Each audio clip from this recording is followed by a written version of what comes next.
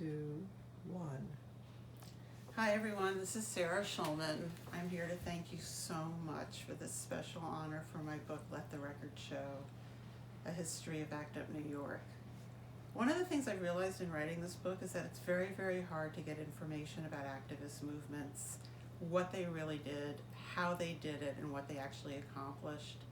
The model for my book was Taylor Branch's Parting the Waters, another humongous study with lots and lots of interviews.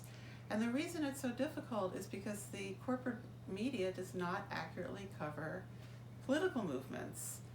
But in AIDS particularly, from the beginning, there's been revisionism. I was lucky enough at age 21 in 1979 to start out my writing career as a journalist in the gay and feminist press. And 79 is the year before Reagan was elected. It's the year of the Hyde Amendment.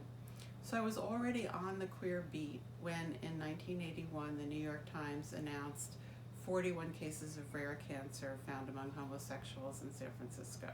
And from the beginning, AIDS was misrepresented. And I've been covering it against the current all those years. So, just the phrase gay cancer is an impossibility, right? Or gay-related immune deficiency. There's no biomarker for gay. It's all about that early pseudoscience where they were trying to link queerness to some kind of biological origin. And it's been like that the whole way.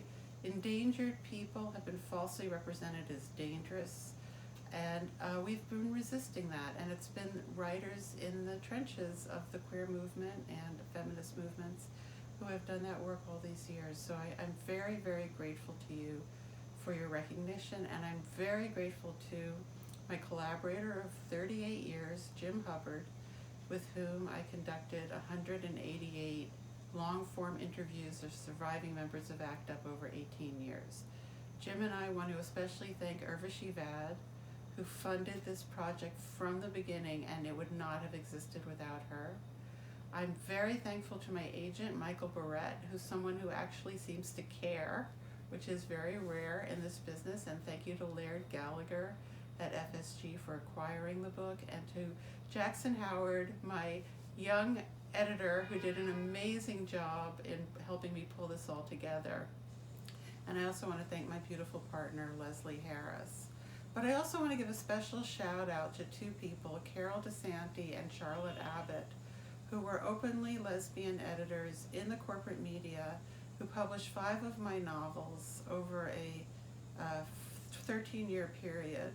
And you may not know this, but it is still almost impossible to publish a politically complex, emotionally sophisticated, and sexually explicit lesbian novel in the mainstream presses today, because the editors simply will not sit down and talk to the writers about the manuscripts.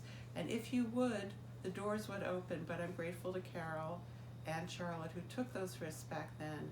And I'm here for those conversations with anyone who really wants to open those doors. So thank you again to the Publishing Triangle and to all my friends over the years, and you know who you are. Thank you for keeping your promises.